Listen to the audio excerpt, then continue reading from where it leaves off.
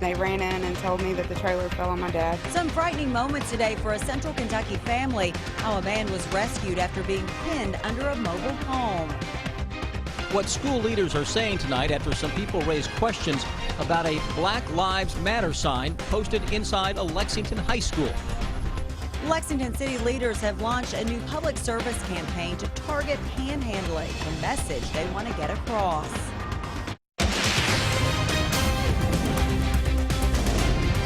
This is WKYT News at 11. Good evening to you. Tonight we have been tracking a line of storms moving across parts of the bluegrass. And some of them have turned severe. We begin tonight with Chief Meteorologist Chris Bailey and your no-wait weather forecast. Guys, a little earlier we were showing that future radar and a line of thunderstorms into central Kentucky between 11 and midnight. Well, here we are at 11 o'clock, and here are the thunderstorms, and they're ramping up a little bit. It is a localized wind damage threat that we are seeing with the storms that are out there, but they're putting on a heck of a light show.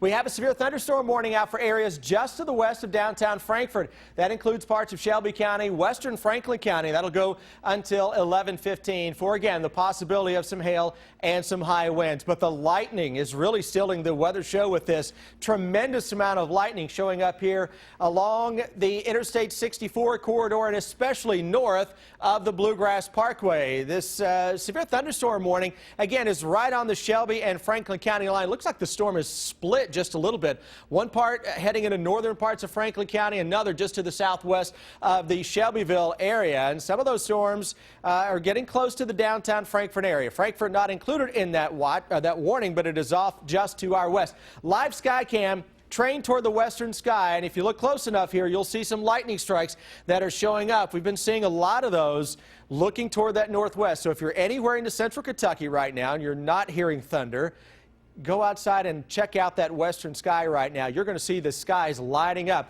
with those thunderheads way up in the atmosphere. Another strong little thunderstorm popping here into northern parts of Harrison County. Severe thunderstorm watch is out until 1 a.m. for areas that are shaded in the yellow, but that warning is getting oh so close to the edge of that watch. Guys, we will continue to watch those storms as they make their way into the Bluegrass region over the next hour. Family members say he's lucky to be alive. They say a Montgomery County man was injured when part of a mobile home fell on him. It happened late this afternoon on Sawmill Road near Jeffersonville. Family members say the man was working underneath the home at the time. Monique Blair has our top story at 11. And they ran in and told me that the trailer fell on my dad. He was laying a long way like this underneath the doorway. Anthony Daugherty says he and Estelle Callahan were working on this mobile home this afternoon, trying to shift it, when suddenly Daugherty, who was on the opposite side of the trailer, felt it slip. Daugherty says when he came over to this side of the mobile home, he saw his friend Estelle Callahan pinned underneath it. So at that time, he says he started to use this jack to lift the mobile home off of his friend. We just kept jacking it up, you know, trying to get him out. I just wanted to get him out. Daugherty says the trailer was sitting on Callahan's rib cage. He couldn't hardly say anything. He was out of breath. I mean, it was crushing his chest, you know, and he just saying, get it off, you know, and he just wanted it off. I tried to tell him that he needed to keep breathing, that everything was okay, to stay calm. Eventually, once emergency crews showed up, Callahan was freed from the trailer and taken to the hospital. His family tells me although he may have a long road to recovery, he should be okay. That was scary, yeah. I was terrified. You know, it could have ended real bad. In Montgomery County, Monique Blair, WKYT. Just less than an hour ago, we learned that Estelle Callahan was released from the hospital. His daughter tells us he doesn't have any internal injuries, but is very sore. New tonight, police have arrested a Clark County constable they say they caught selling drugs. 52-year-old Glenn Witt has been charged with drug trafficking. According to the arrest citation, state police say this morning they watched Witt sell oxycodone to a cooperative witness for more than $300.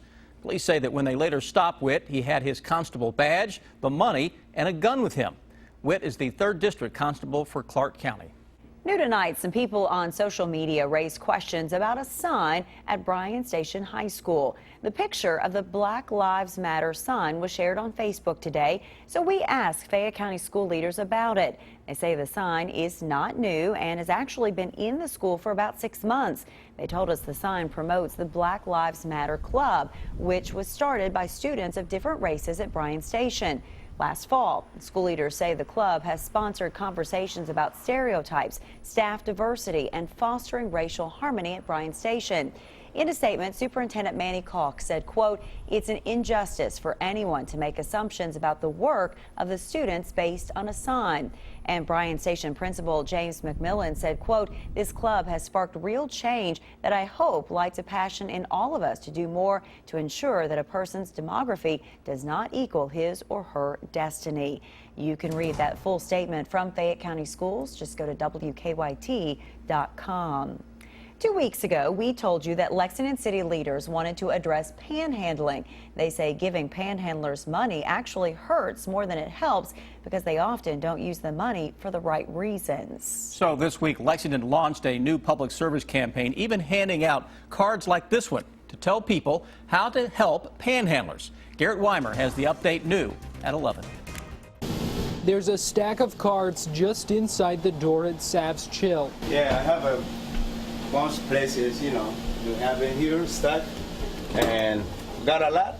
Soon you may see them a lot more places. The city wants folks to stop giving money to panhandlers and instead point them to resources that can really help them. On the one side of the card where it says please do not give spare change to panhandlers, that information is for you. That's to explain to you why this isn't necessarily the best thing. It helps you understand maybe some alternatives, things you could say to someone in response to their requests. On the other side of the card is information on how to get help. So that's the other thing we want them to do. We want you to keep these in your car or keep them on your person, and when someone says, hey, I need shelter, I'm homeless, or I'm hungry, you just hand them this card. The city ordered 10,000 of these cards to start off with. They've already passed out several thousand of them this week to businesses, churches, and other folks here in Lexington. Mamadou Savanet's shops on South Limestone are right at what he calls a panhandling hotspot. He hopes the cards will help panhandlers get the help they need. I know the city's trying very hard, and hopefully we all together will try to make this thing work. In Lexington, Garrett Weimer, WKYT. And if you'd like to get some cards for your group, church, business, or for yourself, contact Lexington's Office of Homelessness Prevention and Intervention. We have the information on WKYT.com.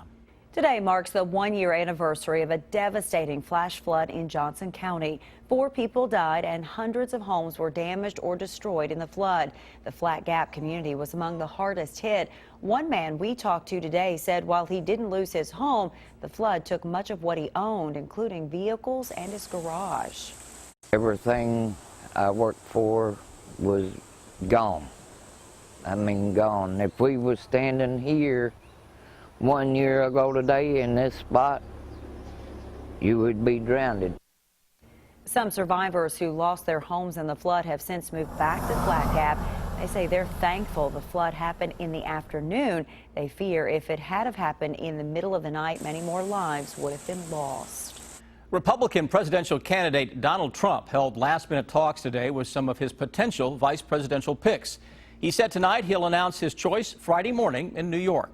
And some polls show a tightening race with Democrat Hillary Clinton. Greg Boswell has the latest now from the campaign trail. Donald Trump spent Wednesday in Indianapolis talking with possible running mates. I'm narrowing it down. I mean, I'm at 3, potentially 4, but in my own mind, I probably am thinking about 2. He flew his children in for a breakfast meeting with conservative Indiana Governor Mike Pence. I'll be supporting his choice very strongly, and we'll just let the future take care of itself. The 57-year-old Pence has a Friday deadline on whether his name will appear on the ballot for another term as governor. Trump also met with former Speaker of the House Newt Gingrich and Alabama Senator Jeff Sessions, the first senator to endorse him. Trump spoke with New Jersey Governor Chris Christie by phone. On the Democratic side, Hillary Clinton talked about race relations and unity at the old State House in Springfield, Illinois. That's where Abraham Lincoln delivered his famous House Divided speech. Clinton said the nation needs a president who can bring people together. Donald Trump is so dangerous.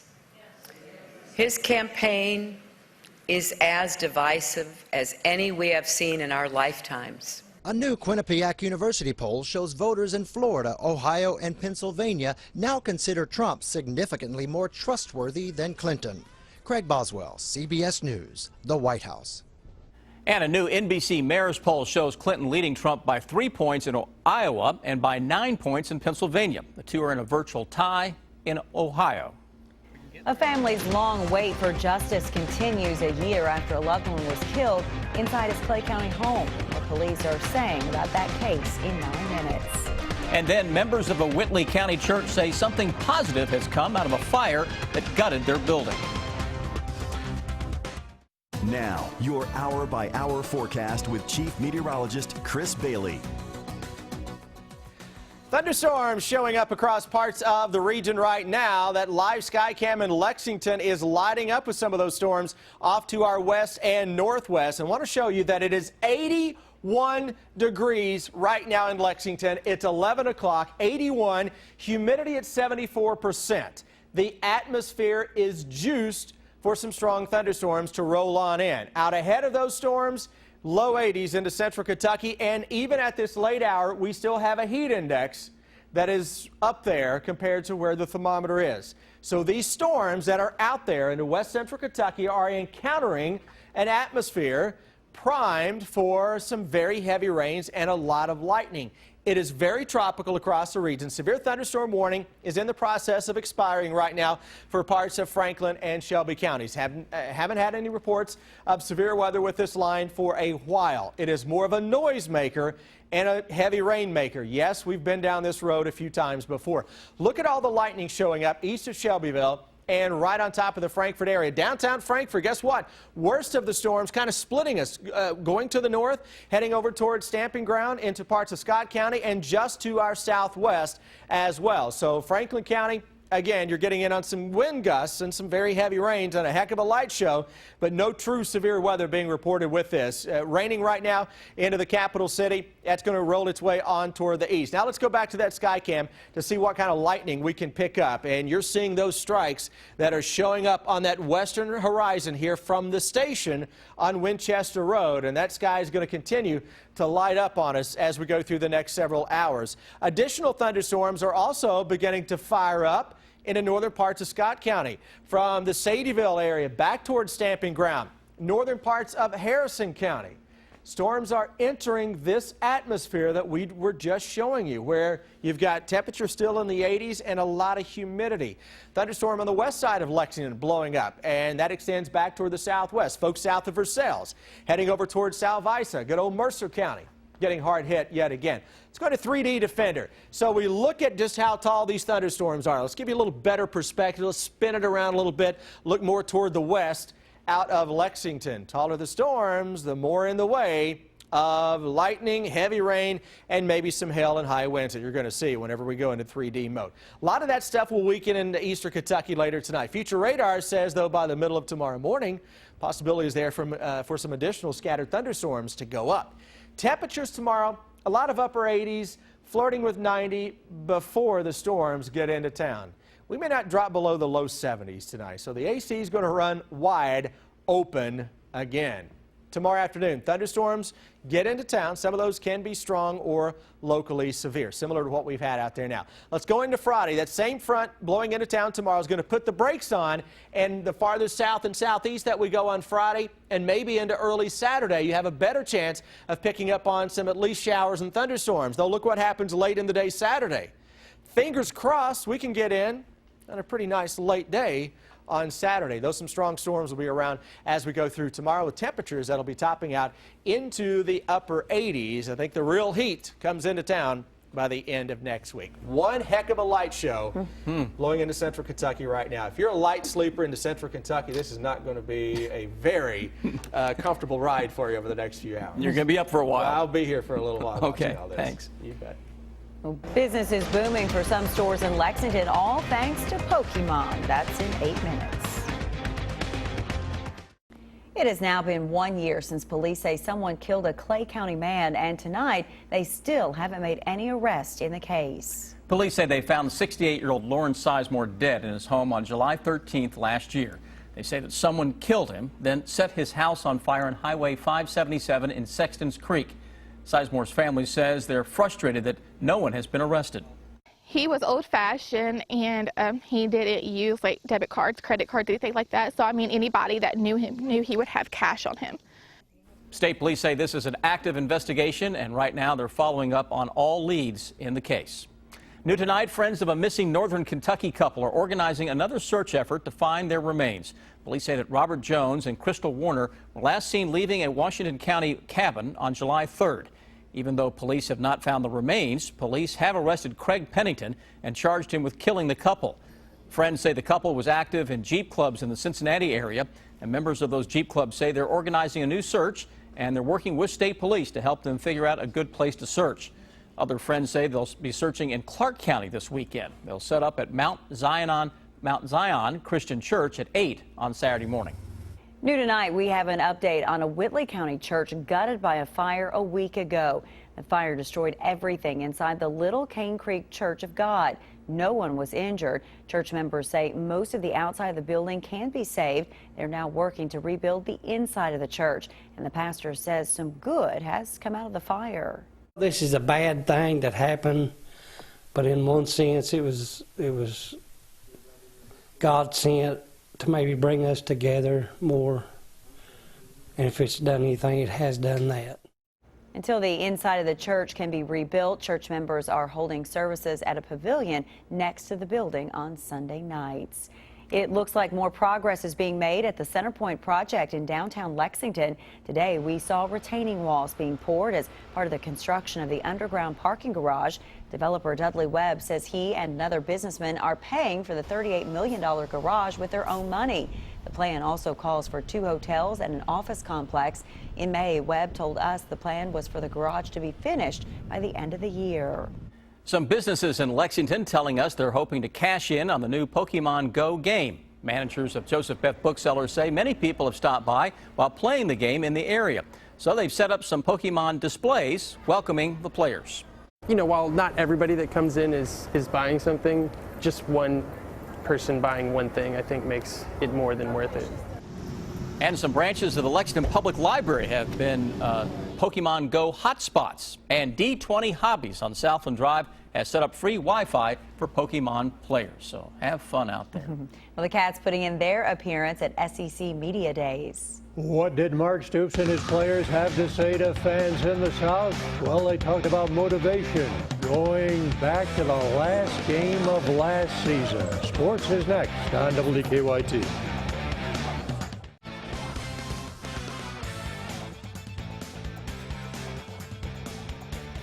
The Kentucky Wildcats should have plenty of motivation headed into a new season. It was UK's turn down at SEC Media Days, and the sting of last season and the way it ended is still there. It's a game they can't get out of their heads, and truth be told, they don't want to. The season-ending loss to Louisville. If we want to use that as motivation, we should. You know, because you talk about finishing the season, and there's no better example than the last game of the year when you're up 21 points and can't finish it out. That's a situation that we've got to get fixed. I personally use every loss just as motivation because you can't pinpoint an exact play, but you know there's a couple of them in there that if they go your way or you make them go your way, then the whole outcome is different, the season's different. What they're trying to avoid, of course, is another year that sees Kentucky win just 5 games and fall 1 victory shy of a bowl bid. Guys don't want that same feeling, especially 2 years in a row. I know I don't. You know, coming so close, knowing we have the coaching staff, you know, the fan base, the facility that actually put our team in a position to win and not doing it, is really frustrating. It's going to take a lot of pride. We gotta go in and, you know, we gotta hit people in the mouth, and we gotta be tough. We gotta, you know, show guys that we earn the right to be in this, you know, in this league, in the SEC. As we get better, as we improve, as we get depth, and as we train more, as I've talked about, we'll put ourselves in a position to finish those games and to finish the season. In Birmingham, Dick Gabriel, WKYT. And Nick Saban in Alabama also appearing at Media Days on the SEC Network this afternoon. Saban and Paul Feinbaum went back and forth over the decision not to suspend 2 players after their arrest May 17th in Louisiana. There weren't charges brought against these guys. Now, we're going to do now, do we condone the behavior? No. But you're innocent until proven guilty in this country, regardless of whether you get convicted in the media or not, which is what you're doing to these players. I'm not convicting anyone. I'm just asking you why you are not going to suspend Cam Robinson for the Southern Because I'm not California. going to convict him in the public. And you said that I was going to get criticized by you and the public and the media because I'm not going to suspend him. And I don't really care about that. It's the end of the conversation. Okay. All right, once the SEC Network went to commercial, things became more animated here. Afterwards, Feinbaum said to CBS Sports, quote, "as upset and angry as I have ever seen him." It is looking more and more like the New England Patriots will play the first 4 games of the upcoming season without their quarterback Tom Brady. A federal appeals court rejected Brady's attempt to get a new hearing on his Deflategate suspension. A 3-judge panel ruled in April that NFL Commissioner Roger Goodell was within his powers to suspend Brady. The court rejected the appeal in a 1-sentence ruling. Brady could now ask the U.S. Supreme Court to overturn the lower court ruling, but that would seem like a long shot. Golf's 3rd major starts tomorrow at Royal Troon in Scotland, and Dustin Johnson, the hottest player in the world. Johnson goes in having won the U.S. Open and the World Golf Championship at Firestone.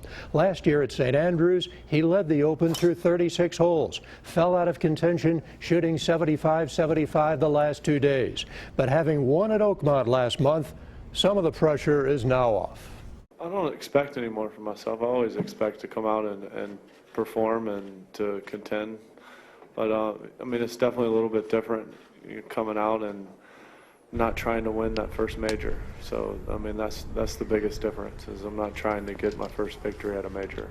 The golf course is in great shape. It's, unfortunately, with the weather, it's a little bit soft. But other than that, it's playing, good. And then obviously it all depends on the wind. If it gets windy, it's going to play very tough. And they will get started in just a few hours at Troon. We'll be right back. You may can hear the rain right now coming through our microphones. It is pouring here at the station. Defender Radar Network, strong thunderstorms are out there. These are big-time noisemakers, maybe some local high winds, but a ton of heavy rain and a lot of lightning with these cells. You got one complex of storms from southern Fayette County, eastern side of town, down toward Nicholasville. That next line is back to the west of us. A ton of lightning showing up with these storms, and that's our live sky cam. We're looking out, and you can see the lightning really lighting up the sky. And over the next couple of hours, those thunderstorms will continue to roll toward the east. I'll be here until they're not there. All right. We're going to make a dash for the cars. I think we are. We'll see you tomorrow.